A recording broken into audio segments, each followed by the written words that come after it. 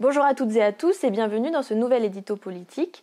Je m'appelle Clémence Guettet, je suis secrétaire générale du groupe parlementaire de la France Insoumise à l'Assemblée nationale et chaque semaine je vais vous faire un point sur ce qui se passe à l'Assemblée, les projets de loi qu'on examine et ce que font nos 17 députés insoumis à l'Assemblée nationale. Cette semaine dans cet édito, je vais vous parler de deux choses. D'une part de la mobilisation des robes noires, c'est les professionnels de la justice contre une réforme qui a lieu en ce moment. Et la deuxième chose, évidemment, c'est la mobilisation des Gilets jaunes et la façon dont ça affecte notre travail parlementaire, la façon dont les députés portent les revendications des Gilets jaunes à l'Assemblée nationale. Le premier point, donc, c'est la réforme de la justice. Elle va être votée cet après-midi à l'Assemblée nationale. C'est la deuxième fois qu'on l'examine, c'est ce qu'on appelle la navette parlementaire. Elle est, après qu'on l'ait examinée une première fois au mois de décembre, elle est allée au Sénat, elle a été amendée et donc là, elle nous revient. C'est une réforme qui va aggraver plusieurs problèmes qui existent déjà dans le monde judiciaire aujourd'hui. Je vais vous prendre seulement deux exemples parce que c'est une réforme assez ample qui diminue notamment les moyens de la justice. Le premier exemple, c'est le fait que ça va instaurer ce qu'on peut appeler des déserts judiciaires. Ils appliquent la même logique dans tous les domaines, donc c'est pas difficile à comprendre. C'est la même chose que les déserts médicaux en matière de santé ou la fermeture des écoles ou la fermeture de différents services publics.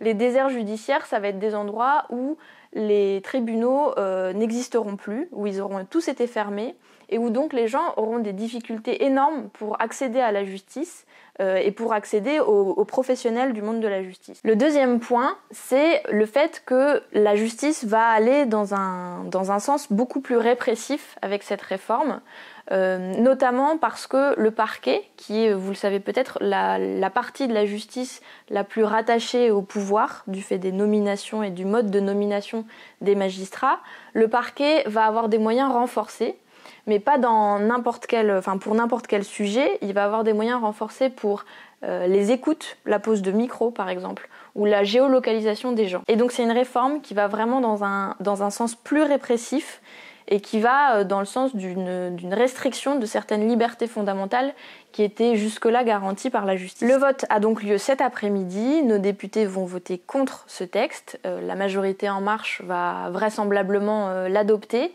mais on restera mobilisé pour la lecture définitive qui aura lieu dans quelques semaines à l'Assemblée nationale. Le deuxième point dont je voulais vous parler, c'est évidemment la mobilisation des Gilets jaunes. Vous êtes sans doute nombreuses et nombreux à être allés sur les ronds-points, à vous mobiliser chaque samedi depuis maintenant plus de 2 mois. C'est une mobilisation extraordinaire et évidemment à l'Assemblée nationale on en parle beaucoup et nos députés insoumis en parlent énormément. La semaine dernière c'était la rentrée parlementaire, c'était donc la première séance de questions au gouvernement. Vous savez, chaque mardi et chaque mercredi, on peut interroger les ministres sur leur politique et le Premier ministre sur la politique qui est menée. Et donc nous, pour la rentrée, on avait choisi d'interroger tout de suite Christophe Castaner, le ministre de l'Intérieur, sur la répression du mouvement des Gilets jaunes. Vous le savez peut-être, il y a déjà eu 12 morts, il y a eu plus de 1500 blessés, dont des gens qui sont mutilés à vie désormais de façon très importante. Il y a eu plus de 7000 interpellations de gilets jaunes. Ça va continuer vraisemblablement dans les prochaines semaines. Et il nous semble que ça traduit une véritable doctrine, un véritable changement dans la doctrine de maintien de l'ordre et dans la façon d'envisager les mobilisations citoyennes et la façon d'encadrer les manifestants. Donc Hugo Bernalicis a interrogé Christophe Castaner sur l'utilisation de certains moyens, l'utilisation des forces de l'ordre pour les mobilisations des Gilets jaunes. Il lui a, comme d'habitude, fait une réponse à moitié à côté de la plaque, mais surtout extrêmement caricaturale, concluant notamment sur le fait qu'il ne pouvait pas y avoir d'un côté des policiers casseurs et de l'autre des manifestants gentils.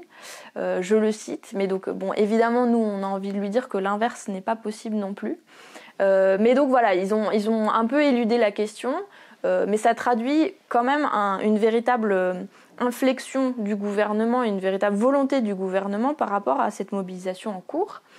Preuve en est, ce matin encore à l'Assemblée nationale, en commission des lois, les députés examinaient la proposition de loi du Sénat annoncée par Édouard Philippe il y a quelques semaines sur l'interdiction des violences dans les manifestations.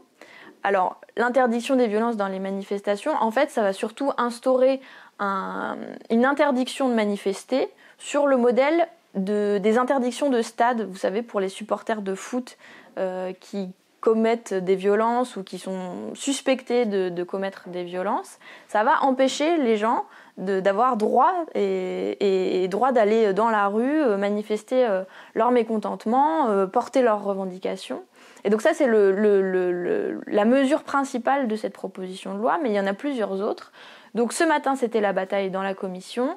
La semaine prochaine, ce sera dans l'hémicycle, donc évidemment, je vous en reparlerai dans l'édito politique de la semaine prochaine. Voilà, c'est tout pour moi cette semaine. N'hésitez pas à partager cette vidéo et à vous abonner à la page de Canal Phi pour voir les prochains éditos politiques.